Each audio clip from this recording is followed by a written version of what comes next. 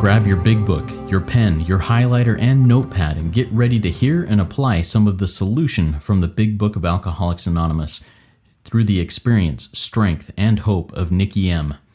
To have a question addressed in a future episode of Noodle It Out with Nikki, please send an email to noodlewithnikki@gmail.com, and Nikki is spelled with 2 Ks.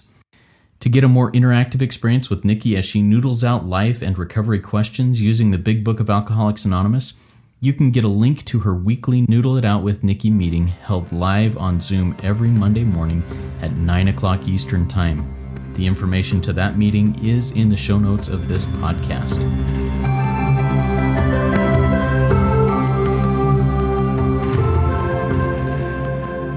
God morning, God afternoon, and God evening to all. My name is Justin B. I am the son of an all-powerful and all-loving God and a qualifying addict in multiple fellowships, living in the miracle of recovery, and I'm here with the intelligent agent, spearhead of God's ever-advancing creation, and my co-host, Nikki M. Nikki, come say hi and introduce yourself. Hi, everybody. I'm Nikki M, and I'm here in Toronto, Canada. And I'm just so grateful to be here serving God's people. It's a Monday morning, and it's a beautiful summer day. So I have in this moment, nothing is missing. So thank you for showing up, Justin, and doing service here with me today. Thank you, Nikki, for being here as we work on this project that we do here at Rico 12 every week, putting out a little bit of big book experience, strength, and hope to those who have questions. We bring everyday questions from our own lives, our own recovery, from the lives and recovery of those around us. And to those who may send in questions to the email address noodlewithnikki@gmail.com. And if you have questions that you'd like us to address in a future meeting, please email us and we will get to those. But we're so grateful to be part of this Rico 12 program. And real quick, before we jump into today's question, we're so grateful for all support that is given. And if you feel your higher power nudging you to provide just a few dollars here or there for the Rico 12 project, please consider doing so. You can do that. Their links are in the show notes. You can go to rico12.com/support and donate there one time or become a monthly spearhead donor. We're just grateful for that. We were able to cover our renewal costs this last year, just in the last couple of weeks from these donations. And we're just grateful for that. Thank you. All right, let's jump into a question that I have here this week for you, Nikki. And this is something that I've heard people say stuff like this, but I more observe it with people that I work the steps with or talk with, and I say, so where are you at in your steps? Oh, I'm stalled out on step 4, or I'm stalled out on step 9. I've been here for a long time, and just not doing much. So here's my question for you. I have made my step 3 decision. I feel free from my addiction. I am sober. I think that steps 4 through 9 will cause more harm to myself and to others than do good. Why shouldn't I just stop working my steps at this point? Nikki, what does the book say? Wow. It has a lot to say about that. Actually, as you said that question right now, I'm wondering, is this person a real addict? If you can just stop and everything's cool. So I would go back to, let's go to qualification. Let's just go that. Let's go to page 21. Let's go there, because it sounds like if you can just stop at a step 3 decision and you're fine and dandy, can skip along, then you may not need this program, friend. So always qualify people. And how do you qualify people? With the book. They're going to have to qualify themselves, but we show them. So on page 21, you can ask them, are you the real alcoholic addict? Okay, so that means you may have started off as a moderate drinker. Okay, so what does that look like? Well, that looks like on page 20. You're a moderate drinker, thinker, overeater, any type, moderate in self. You have little trouble giving up your obsession with self, with liquor, with food, or any of that stuff entirely if you have a good reason for it. They can take it or leave it alone. Now, see, in certain things, I'm a type 1. I'm literally a type 1 drinker. So are you. You could take it or leave it. Whatever. But we have those mind things. Like, I'm not a type 1 sex and love addict. I can't take it or leave it. I'll throw my children out. I'll throw my whole life out for a man. All of it. Or money. Then it says, then we have a certain type of hard drinker, which is like a heavy thinker, a heavy user of some sort. They, he, she may have the habit badly enough to gradually impair them physically or mentally. It may cause them to die a few years before their time. See, if a sufficiently strong reason, these are all the human aid reasons. So the person can make a step 3 decision. I'm going to give my life to God, Nikki, and I'm cool and everything's going well. Okay. Everything's going well. Well, for sufficiently strong reason, ill health, falling in love, maybe for his wife, he can just stop. Maybe got a DUI and he's going to lose his job, his license, and he can stop, whatever it may be. Got caught at work watching porn, whatever it may be, he can stop. Change of environment. And I love my sponsor, one of my sponsors, Cameron. He always says, like, he moved from Toronto to another town, and they had booze in that town. They have alcohol and drugs in that town. You're not going to escape it.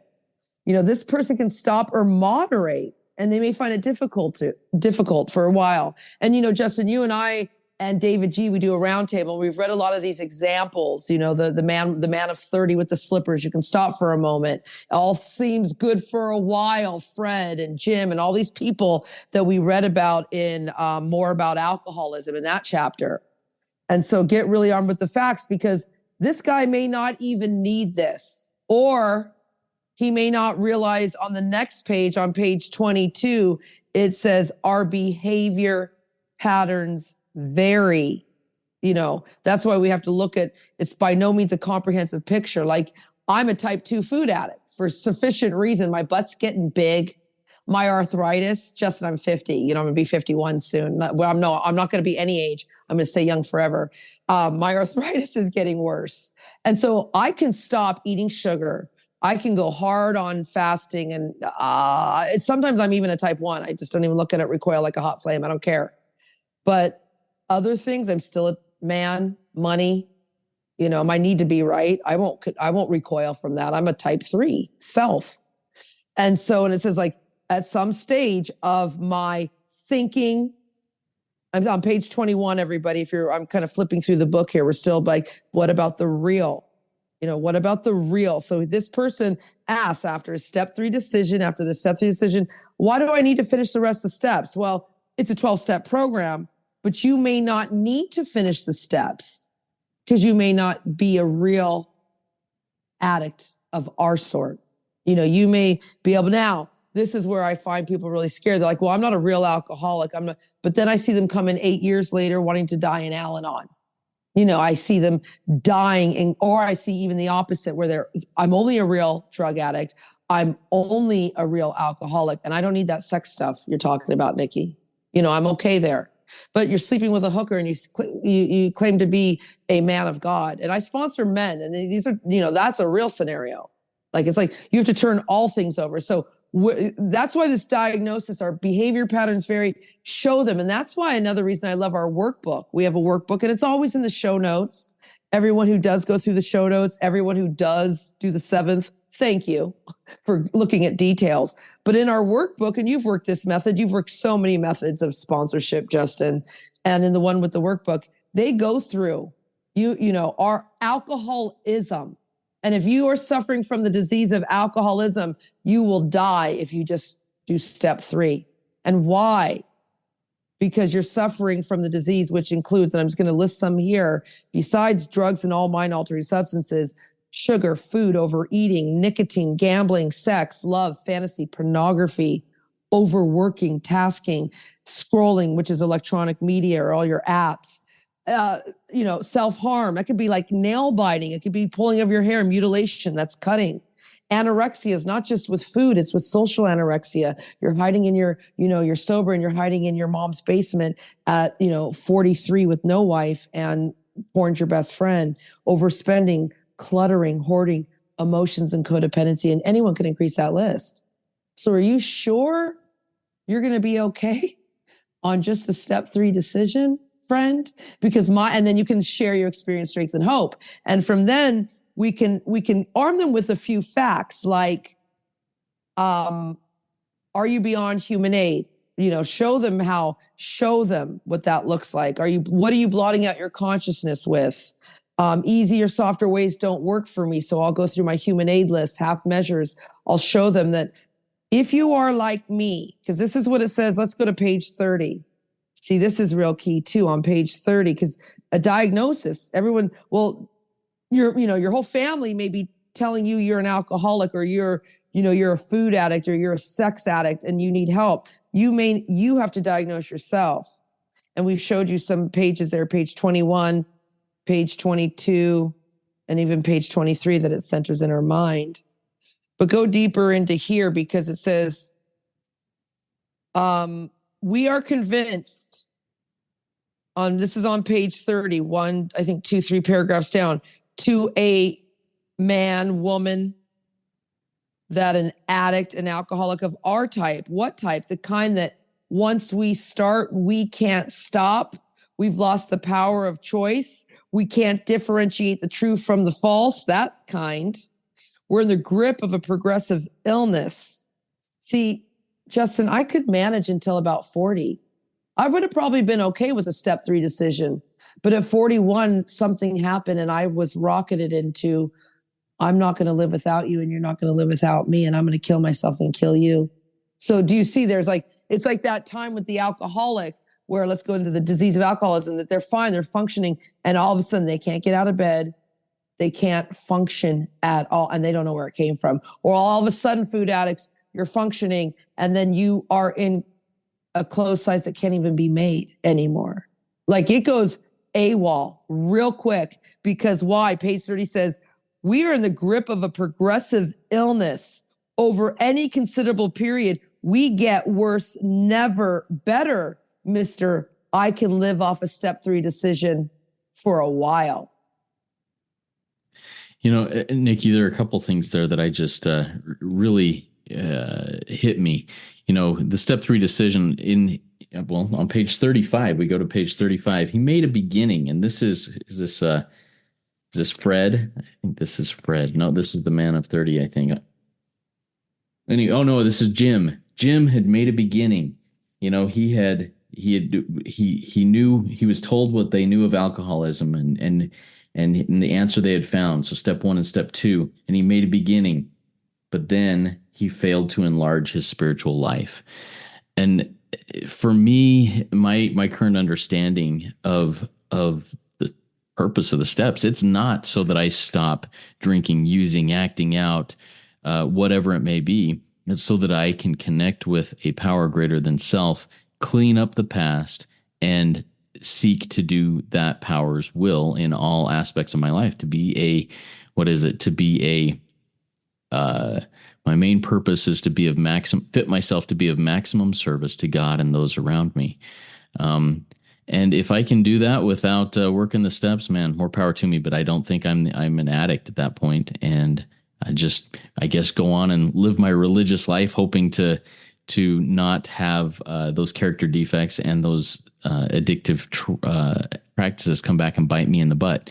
And like you, Nikki, I was about 37, 38 when I finally, after decades of trying to do it on my own and trying all these other ways of managing my life, trying to control the insanity of my life, finally gave up and had to come into these rooms. And it was about 37 when I admitted. It was about close to 40 when I first came into the room. So it was like 39 when I came into the rooms. So yeah, I see where you're coming from. And I love what you're saying with this. Am I a true addict if I think I can stay here? Well, give it a shot. Maybe I'll see you in 8 years when you're dying, and maybe not. Maybe I hope the best for you. Any other thoughts on that, Nikki? Yeah, you've given me some real food for thought here, Justin, which is where you said it. You're on page 35, and I love that.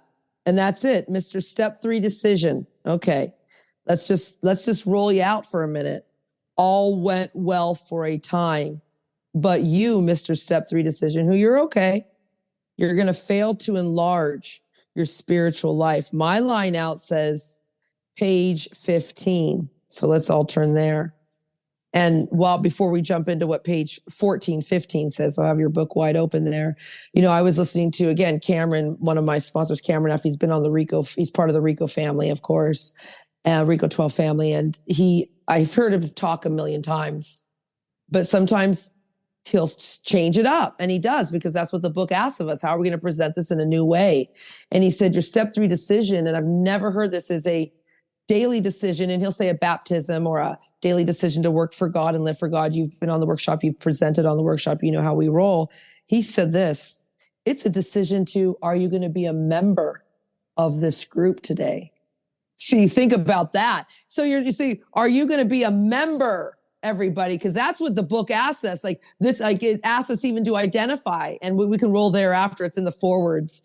I think forward to the 3rd or 1st edition, where it says, when speaking in public, we're asked to identify as a member. So everybody dive deep there. You may have made your decision to live for God today, but have you made a decision to show up as a member of a 12-step program? And as a member of a 12-step program, you may have stopped drinking today.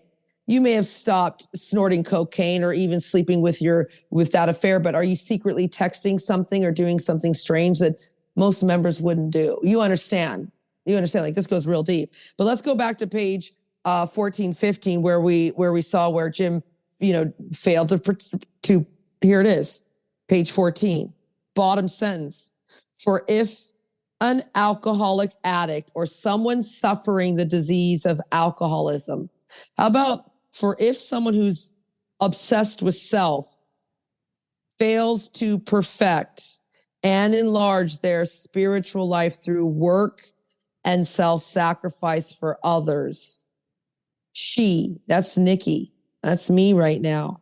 I could not survive the certain trials and low spots ahead. And, I'd been in the rooms a long time before COVID hit. So thank you, God. I have a powerful God. You just said, like me, Justin, took you a little longer, but you know what? Your wife was preparing your way for you because she had been in the room. So see, God's really loud in our lives as if we drift into euphoric reflection. So here, Mr. Step 3 or Mrs. Step 3, and I'm okay. I don't need to work steps 4 through 9. And who cares about sharing a message? It says, if you don't work, you're going to surely think, drink, act out again. And if you're like me and my friend Justin B., if you act out, because that's our problem, drinking's not going to kill me and Justin, but if we act out in the ways that we act out, we will surely die. That's what it says, die. And then it's like, oh, but see, Justin and Nikki's death will be a very slow death. That's the worst. I've watched those deaths. Those are so slow and so painful. And then it's like where your legacy is just, there is none. And then faith would be dead indeed with us. It's just like that. My line out says, my thinking will kill me. So what do we do, Mr. I don't need to make a step 3, or I don't need to continue on. I can live off a step 3 decision. Well, let us know how that works out for you, because meanwhile, Justin and I will be living on page 15 while it says my wife and I, but I'm going to put my brother Justin and me. We abandon ourselves with enthusiasm. I highlighted it. I circled it. I starred that word to the idea of helping other addicts to a solution of their problems. Because Justin and I know, Mr. Step 3, we've been there before. That if you're like us, it's not going to work. Final thoughts on that? Yeah, when I've never seen this phrase this way. It's never come to me this way. He would surely die. And you talked about, hey, our death, if we're deep in our addiction, is going to be a slow, painful, miserable, lonely death. But I've never actually had this vision come to my mind. If I drink again and surely die, when I actually do die, when I'm laying on that deathbed and going back through my life will not have mattered. I will have wasted those years of my life where I could have abandoned myself with enthusiasm to helping others to a solution to their problem. And what a waste that would have been. And I think that's every bit as sad as if I would have died physically, at the age of 49 right now, in my addiction. If I die at the age of 80 and the last 31 years of my life are a waste, man, that's even sadder than dying at 49. So just a new insight for me. Thank you for facilitating that insight, Nikki. I really appreciate it. Any other thoughts from you before we close up? I'm just overwhelmed with gratitude because I'm lazy, Justin, and I'm still, well, I know both of us, I'm going to speak for us, are kind of procrastinators. You and I are to be writing a book together. I'm supposed to be writing my own book, all these things. But this format here is part of my legacy. Thank you for recording. Thank you for doing Rico 12. Thank you for, like, if God forbid something happened tomorrow, I have something that my kids can hear me on in the future, my grandkids could hear. I'm just grateful. I'm just so, so grateful. Thank you, Justin. Thank you, Nikki, and everybody out there. I think this is how I want to close this up. If you are that person who has made that step 3 decision and aren't stepping forward into step 4 through 9, yes, figure out, am I a true addict? Am I an addict of the hopeless variety? And if so, dude, work those steps, because if not, your life will be empty, not just because of not working the steps, because of the loss of potential connection and service to others, the loss of the potential that God, your higher power, has for you and the mission he has for you to work. Get out there and work that work. Learn what it is. Get in there and do it, because you are worth it.